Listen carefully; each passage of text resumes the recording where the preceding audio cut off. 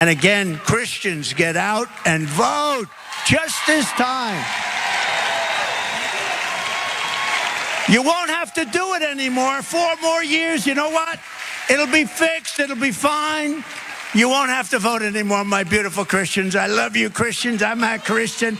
I love you. Get out. You gotta get out and vote. In 4 years, you don't have to vote again. We'll have it fixed so good you're not gonna have to vote. In the wake of those comments over the weekend from Donald Trump, a lot of people have pointed out that this is not how presidential candidates or former presidents are supposed to speak about democracy. This is not how we're supposed to talk about voting or, the durability of our tradition of having elections. I would also like to throw out, it's not really how you talk about Christians if you're claiming to be one. Oh, my Christians, I love Christians. I'm a Christian. That's not really how you talk about it if you're supposedly part of the group. But we do want to focus on the democracy thing because Donald Trump once again saying there's not gonna be elections. This is something that has been a constant of his time in American politics, and everybody's freaking out, I think understandably so. This is the guy that says that he's gonna be a dictator on day one. This is a guy who already launched a coup to try to deny the results of an election in America. A storm is tearing up the digital media industry. Only our audience can save us in these difficult times. Help us reach our goal of 100,000 new members at tyt.com/team. We're gonna have some of the other responses to it, but Francesca, it's been a couple of days. What do you think about this? How are we supposed to respond to more of this anti-democratic rhetoric?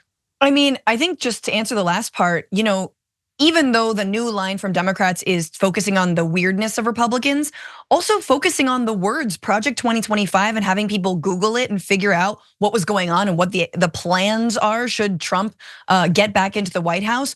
It worked, and they worked not only to bring consciousness to people, but now Trump is stepping away from that. He's backing away from something that his own advisors whipped up and put together. So it's incredible what popular pressure and coverage of these issues, and specifically the anti-democratic wish list of Republicans is doing and changing the electorate. This is really interesting. Okay, so if there's any Republicans listening, there's no way you can spin this.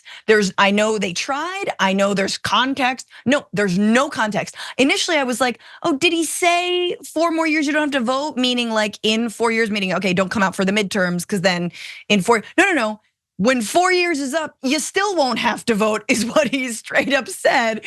So in other words, I'm gonna rig it, which he didn't say rig, but he said fix, I believe, so that there's gonna be no more elections. It's just gonna be me and my children forever and ever and ever. And the other thing, John, did you not hear, I'm not a Christian? But I think he said I'm a Christian. But it sounded like I'm not. It did sound like it. Well, that would be far more honest. Look, by the way, I just want to say, and I know that I have Trump derangement syndrome, so I'm supposed to freak out about what he said. And I guess I am, but not in the cute way that you might think. I don't care what he meant because I know what he meant. I don't care what he specifically was saying because I know what he believes about all of this. So when a couple of Republicans are pressed about this, they'll say things like, he was joking. And you know that he was joking because it hasn't been received well. And that's how right-wing jokes work. They say a thing that they passionately believe, and if people don't like it, well, then they were just joking. It's a really cowardly thing they do. But the thing is, I'm not even saying that he wasn't in some way. I'm saying that sucks too. He thinks that democracy, our elections, are a joke. He doesn't think that they're serious. You can disagree with Joe Biden on a lot of stuff, but when that dude talks about elections and the White House and the presidency and all that, he clearly has at least some level of reverence for it. Donald Trump has as much reverence for the White House and the presidency as he did for the classified documents that he put a couple of feet over from his toilet, okay? Whether he's serious and he's announcing that he's gonna fix the elections, or he just wants to reassure them that once I get in, we're gonna have influence so we don't have to worry anymore. Whatever you think it is, it's not good.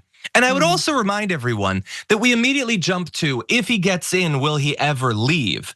I wanna remind you, he doesn't have to stay forever to do terrible damage. He got voted out after the last 4 years. Doesn't mean the last 4 years didn't matter. mattered to hundreds of thousands of people who died during the pandemic that didn't have to, mattered for the literally trillions of dollars that he stole from the American government and gave to the richest people in the country. We could go on and on down the policy line.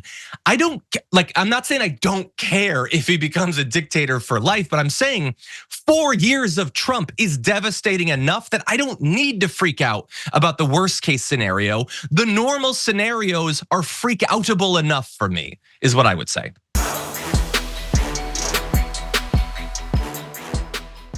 Thanks for watching our video. Did you know that you can support our show by becoming a subscriber? Just click the subscribe button and also ring the bell so that you get notifications when we're live or when we post new content.